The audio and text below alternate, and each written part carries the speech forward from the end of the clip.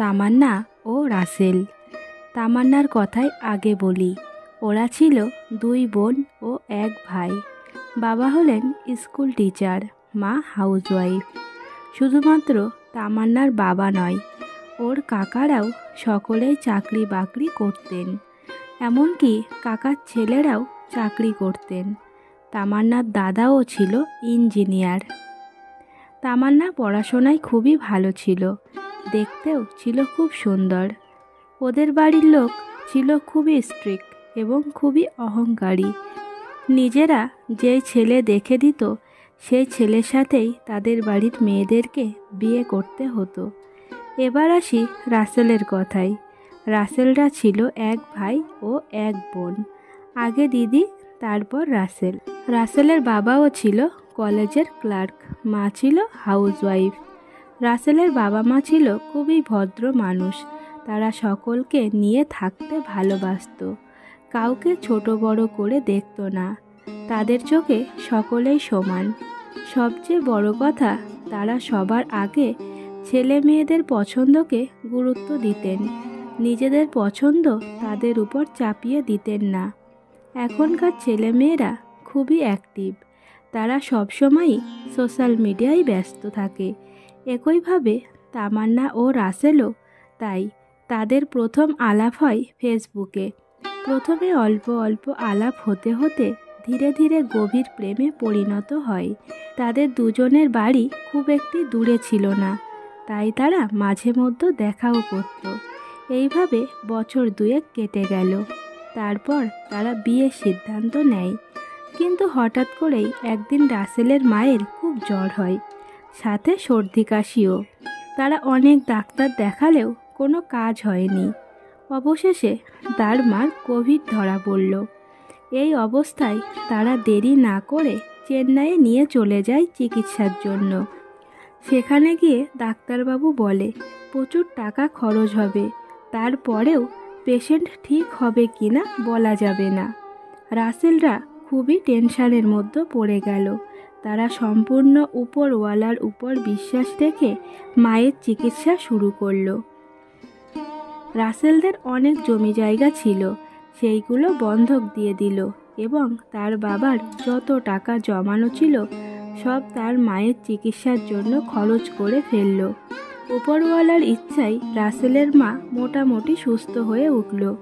এদিকে রাসেলের বাবা তামান্নাদের বাড়ি গেল বিয়ের প্রস্তাব নিয়ে।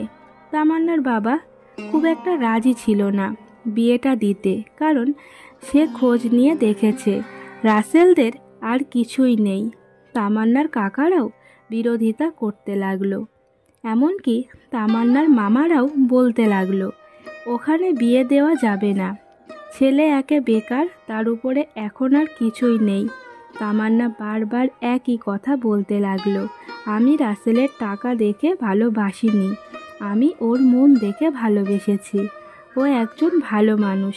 এইসব নিয়ে প্রচুর ঝামেলা হয় তামান্নাদের বাড়িতে। রাসেল এদিকে তামান্নার মায়ের কাছে ফোন করে সব কথা বলতে লাগলো যে সে এখন মাছের চাষ করে, তার বাবা যা পেনশন পায় তাতেই তাদের ভালোভাবে সংসার চলে যায়। আর জমি তো আমরা বেচিনি, সব বন্ধকে আছে, আমি টাকা রোজগার করে সব জমি ফিরিয়ে নেব।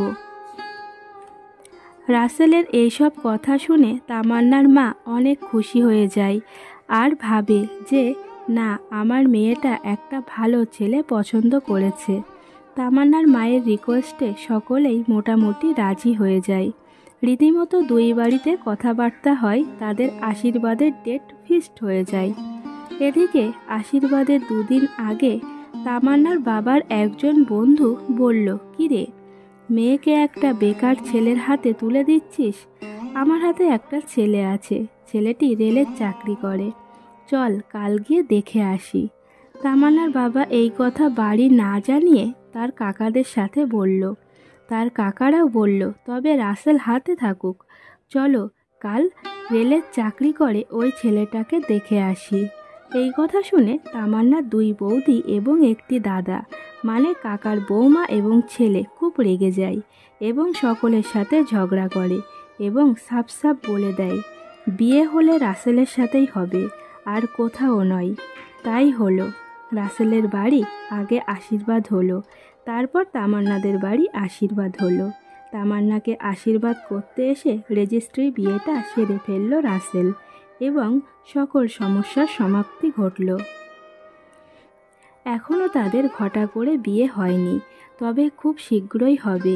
কিন্তু একটা মজার কথা হচ্ছে, এখন রাসেলই হচ্ছে বাড়ির সবচেয়ে সেরা জামাই। দেখলেন তো কিভাবে সত্যিকারের ভালোবাসা জয়ী হয়ে যায়। তাই বলি, 12 জনকে ভালো না বেসে একজনকে ভালোবাসুন এবং তাকে জীবনসঙ্গী বানান। আজকে এই পর্যন্তই। সকলেই খুব ভালো থাকবেন এবং সুস্থ থাকবেন। ধন্যবাদ।